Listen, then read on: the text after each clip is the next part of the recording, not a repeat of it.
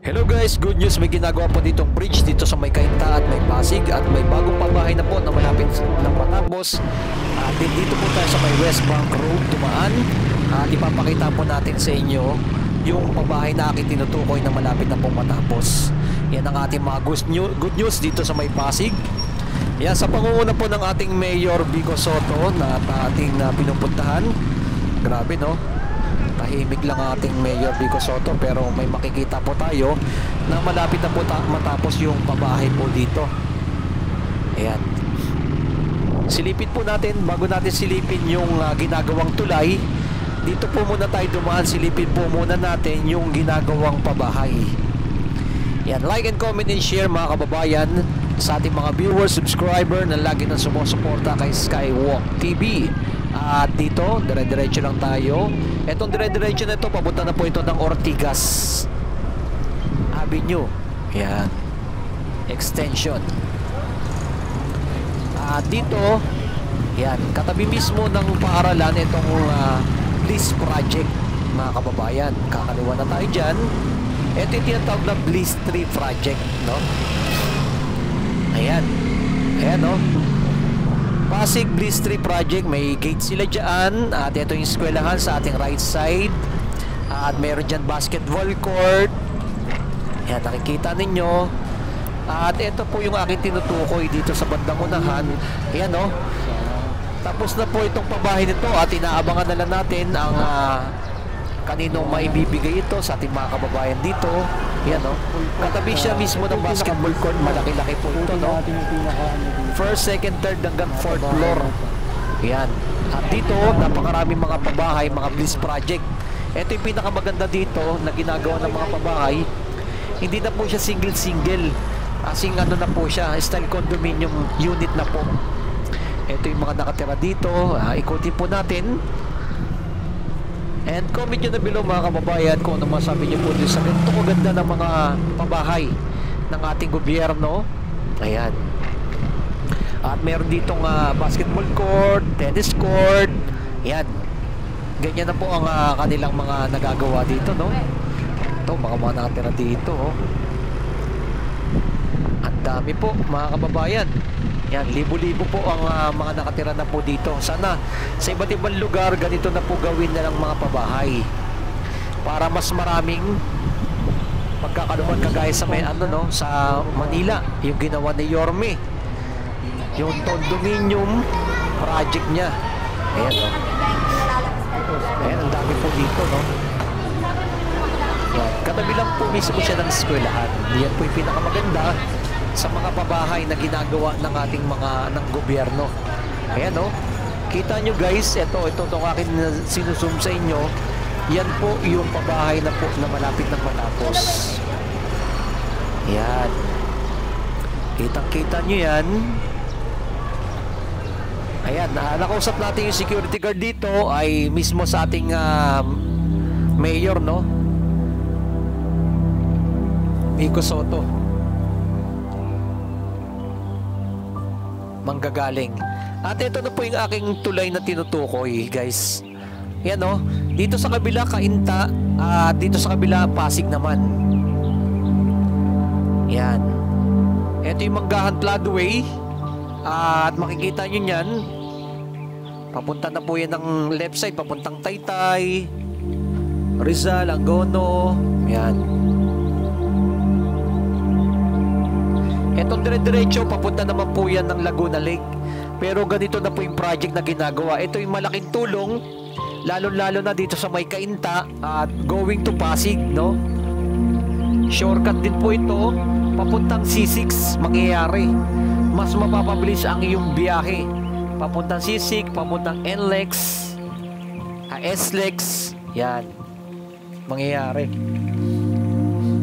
papuntang Paranaque, Muntinlupa. Yan ang mga magiging shortcut dito sa may ginagawang bridge dito na magduduktong ang Cainta at ang Pasig.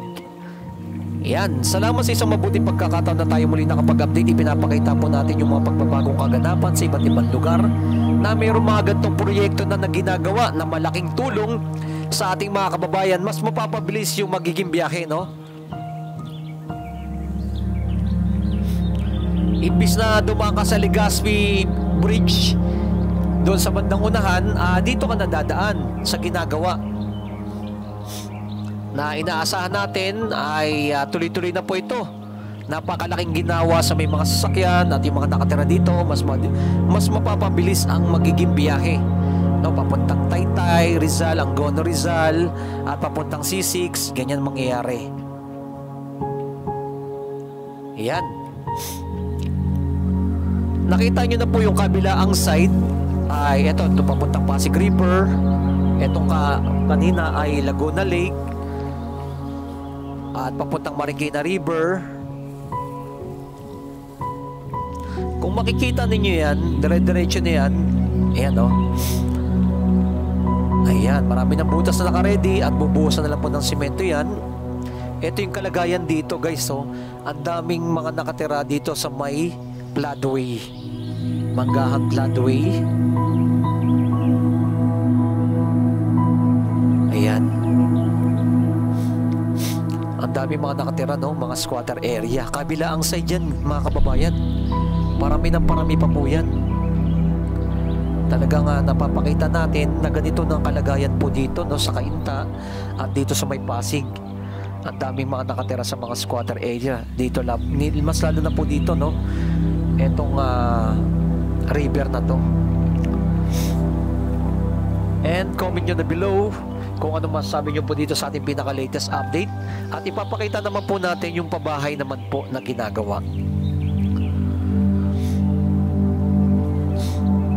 Iba't ibang lugar ang ating pinupuntahan para mapakita ko po sa inyo na may mga na pong progress na ginagawa ang ating mga local government, ang national government, at mga private sector na ginagawa. Yan po ang ating mga update. Makikita nyo banda dito sa area na to, ayan, no, yung may kulay blue, matagal na po na itong mga pabahay po dito, no, mga sinauna pa pong mga mayor na dumaan dito. Ayan. Ayan po, nakita nyo yung bridge. Yan. Yung Legazpi Bridge po yan. At itong building na to, yung pupunta natin, yung Eusebio Bliss 3 at tawag dyan. Pero Pasig Bliss 3 project po yan. Yung mga nakakulay blue. Ang kagandahan lang po dito, hindi na po nila nilalagyan dito sa Pasig kasi hindi nilalagay kung sino yung gumawa, no? Yun ang pinaka yung mga mukha nila, hindi na po gano'n ang ginagawa nila. Yung Pasig City na lang po talaga ang kanilang ginagawa. Ayan. Hindi na po yung kagaya na dati ng mukha ni Mayor, pangalan ni Mayor, hindi po gano'n ang ginagawa dito sa Pasig. Yun po yung pinakamaganda na ating nakikita. Ayan, nakikita nyo po lang lahat ng mga kulay blue na yan. Ito po yung Bliss 3 project. Ito po yung aking tinutukoy. Yan, no? Hanggang 4th floor po yan na pabahay. Ang haba-haba po niyan ay sa mga hinaharap, no? Tanungin lang po natin sa ating Mayor Vico Soto kung may bakante pa po dito. Nakausap po kasi natin security guard.